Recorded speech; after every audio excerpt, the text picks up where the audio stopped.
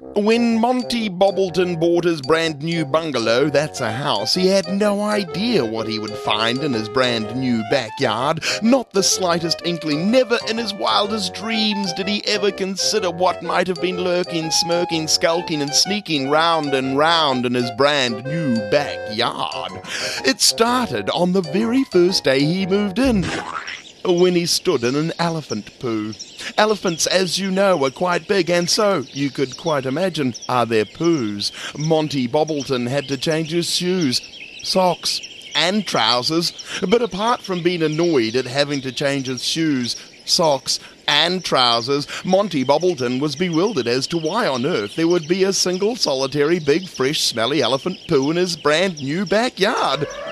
One conclusion he came to was that perhaps an elephant might have flown by and dropped its smelly package in his backyard like birds sometimes do, but then he remembered elephants can't fly.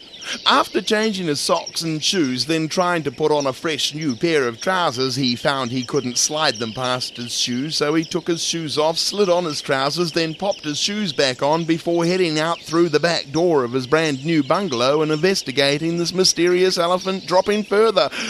It wasn't that much of a mystery, really. Just a simple process of putting all the evidence together. There in his backyard was an elephant poo.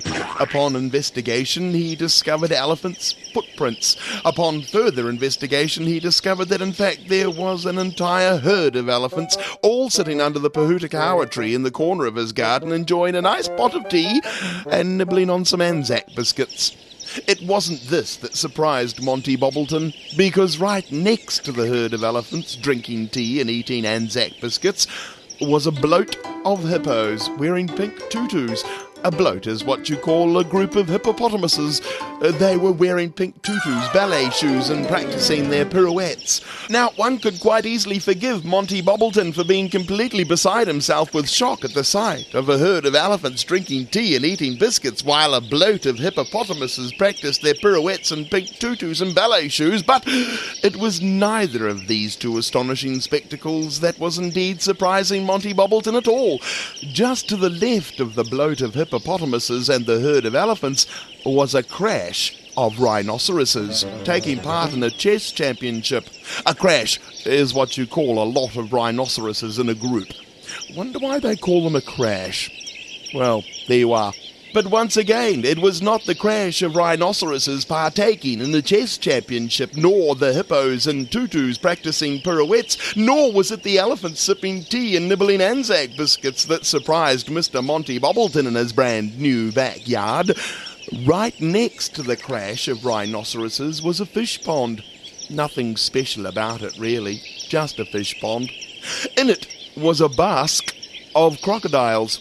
A bask is what you call a lot of crocodiles, and this bask of crocodiles were playing water polo with a knot of toads.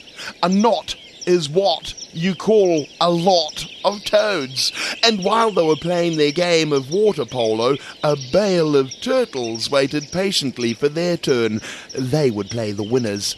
And if you didn't already know, a bale is what you call a group of turtles. There was a prickle of porcupines playing piano, a company of parrots arguing with a parliament of owls. But once again, it was none of them that was surprising Mr. Monty Bobbleton in his brand new backyard.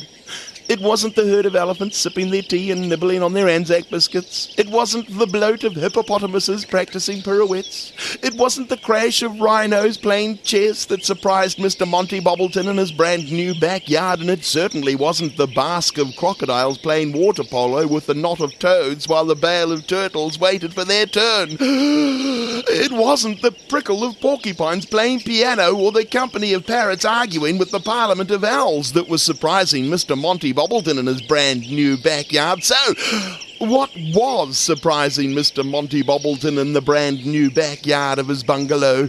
Well, after discovering all these animals in his backyard, he found it very, very surprising that there weren't more poos in his backyard. Just then, the toilet flushed, and out into Mr. Monty Bobbleton's brand new backyard came a tiger and he joined the rest of its streak in the middle of the backyard and continued playing cards. Oh yes, a streak. That's what you call a group of tigers. Cheerio.